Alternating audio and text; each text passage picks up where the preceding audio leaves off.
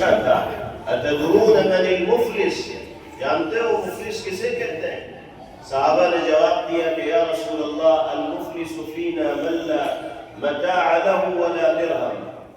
یا رسول اللہ ہمارے یہاں تو مفلس اس کو کہتے ہیں جس کے پلے کچھ نہ ہو،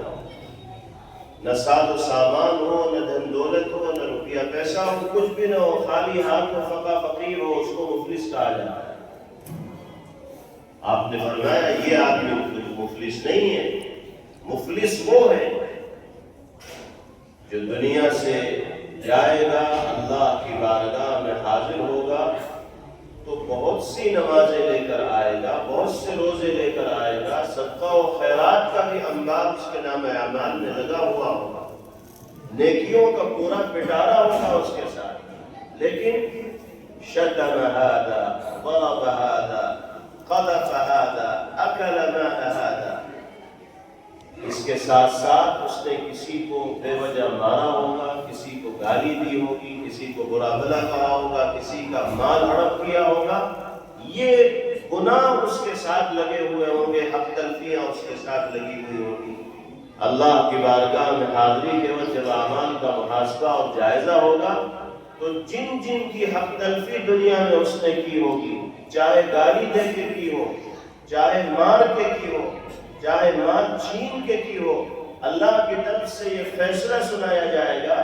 کہ اس کے نام اعمال میں جو نیکیاں ہیں وہ ان لوگوں کے نام اعمال میں ٹرانسفر کی جائیں جس کو اس نے دنیا میں گالی دی تھی، جن کی عزت اچھالی تھی، جن کے ساتھ بدسلوکی کی تھی،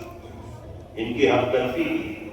یہاں تک کہ اس کی جتنی نیکیاں ہوں گی وہ سب کی سب دوسروں کے نام اعمال میں منتقل کر دی جائیں گی، اور حساب پھر بھی پورا نہیں ہوگا۔ مطالبہ کرنے والے پھر بھی کھڑے رہیں گے تو اللہ کی طرف سے فیصلہ ہوگا کہ مطالبہ کرنے والوں کے نام اعمال میں جو گناہ ہیں وہ اس کے نام اعمال میں منتقل کر دیے۔ یہ ہے مفلس، نیکیاں لے کے گیا لیکن جب حساب و کتاب کا مرحلہ آیا تو ساری نیکیاں ہاتھ سے نکل گئیں اور دوسروں کے گناہوں کا بوجھ بھی اپنے کاندھے کے اوپر لادنا پڑا، اور پھر اس کا خمیازہ عذاب کی شکل میں اور سزا کی شکل میں بھگتنا پڑا۔ اس لیے بہت سوچ سمجھ کے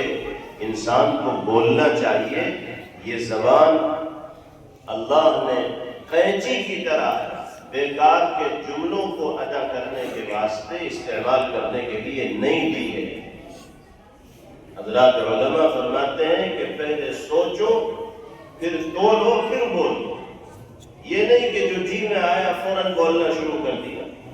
سوچو کہ ہم جو بولنے جا رہے ہیں اس کے اثرات کیا ہوں گے، اس کے نتائج کیا ہوں گے۔